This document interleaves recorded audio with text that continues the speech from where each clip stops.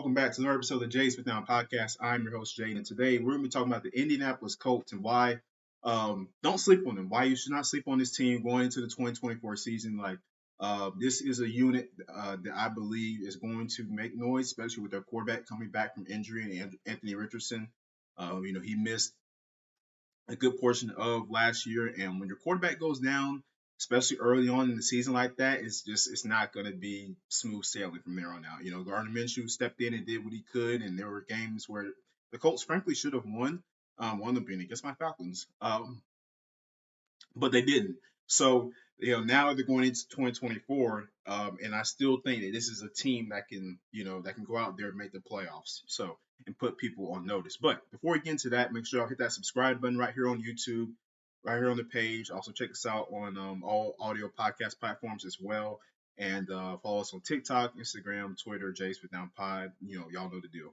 For my newcomers, just follow us on the socials, hit that subscribe button, join the Jace with Down family as we continue to go throughout the offseason here. Rookies report to training camp for mostly a lot of teams today, so that's some news there. So we're getting into that part of the off season there as players will start to come to training camp, and soon for y'all know it, preseason will be here in less than a month. So yeah, preseason will be here less than a month, and then season will be here in September. So I'm excited for football to be back. So let's go ahead and get started.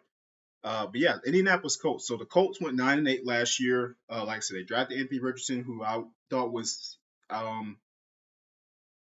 I thought was a good pick for them. Like I said, I think they addressed their need at quarterback, which is what they needed. And they also needed a corner, but they didn't really get that. But we'll get to that in a second.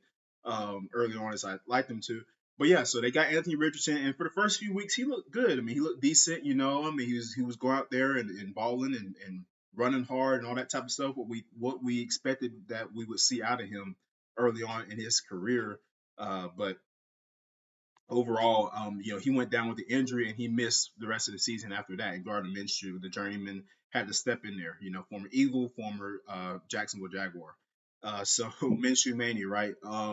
So he stepped in there, and like I said, they did what they did. The Colts, they're not a horrible team. I can say that about them. Like, they've got talented players on both sides of the football. Offensively, of course, Micah Pittman. Jonathan Taylor. We all know what he can do when he's healthy. You know, um, Alec Pierce. They got some good players on that side of the ball. Of course, Quentin Nelson, all-pro offensive lineman. And defensively, and of course, Anthony Richardson. Defensively, you switch and you see, believe it or not, the Colts I believe they finished 8th in sacks last year. Despite their defense being a little spotty, but they were able to get after the quarterback pretty well. They were led in sacks as a team by Samson Ebukam, who came over as a free agent from San Francisco, signed like a 3-year deal, a 3-year, $24 million deal. And he played a big role for that team. He was impressive, and he had a lot of pressures as well, around almost close to 50 pressures, I believe, if I'm not mistaken there. And I just was impressed by overall how their defensive unit played as far as getting after the passer. Now, the run defense was a little spotty. That was where they struggled a lot, so they're hoping to make improvements in that area. But overall, Grover Stewart and DeForest Buckner on the interior, that's like they're really good. On the outside, of course, Samson and their other pass rushers. So it's like I'm concerned more so with Indianapolis with their secondary, because that is where you have some question marks, right? At corner, they got Julius Brent, and they also have just one second, guys. So they have Julius Brent and Jalen Jones as their 2 starting corners, right? So not bad, but they're very young. They're very young in their secondary, and that's like, that's going to be, that's not the best thing in the world. Especially you're in the league right now where passing is just so magnified, and almost every team is throwing the football consistently down the field. So you're gonna have to have guys back there that can stop that. And I'm just concerned with the Colts in that aspect. So was hoping that they would go after and get a veteran corner, or trade for one, or pick one up in the draft, a little later on, but they didn't as far as that's concerned. But Other than that, I mean, those are your two starting corners going to the season for them. And then at safety, Julian Blackman re-signed a 1-year deal. I mean, he's good, but I mean, the only problem with him, he's not always healthy. So that's the only problem for him. But when he's out there, he's a good player.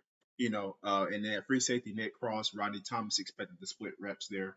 But Nick Cross is expected to be the starter at that position for them. So I mean, honestly, I really think they should go after Justin Simmons. That's a player I think they should go after and pick him up because he's still a free agent. I mean, this is a guy that's led the NFL in interceptions since the 2020 season, and he's with 19, and he's like still a free agent, which is like I'm just wondering like why that is. Like, I don't know if it's something injury related that teams are scared of about him with his injury or what that could be.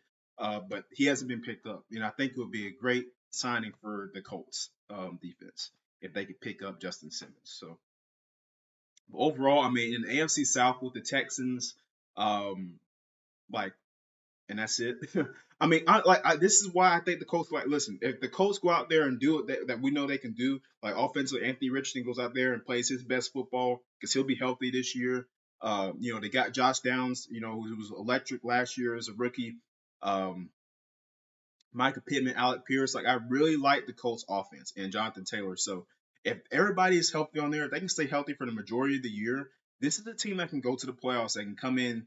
Because I expect the Texans to win more than 10 games this year. I really do. I expect them to I at least give them 12 or 13 wins. I think that's reasonable. I think especially adding Stephon Diggs and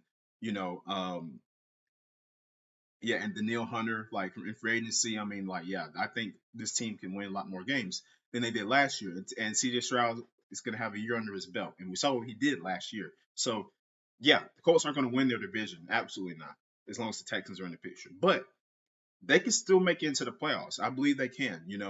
It's not far out the question. I think they can get in there with like 10 wins. Maybe.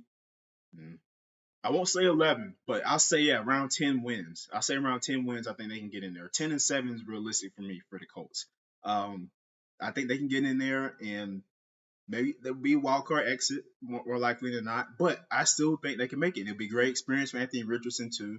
It's a talented team that like future wise, Chris Ballard was trying to build this team longevity. To have a good longevity, and I think he did a good job with that so far.